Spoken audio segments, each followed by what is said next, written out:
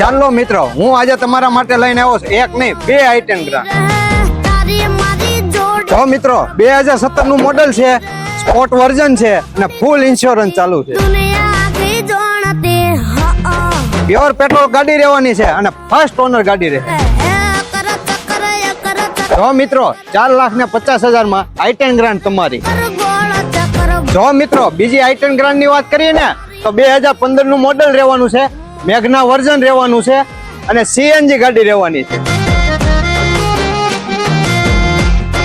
જો મિત્રો પ્રાઇસ ની વાત કરીએ ને તો માત્ર 3,25,000 માં।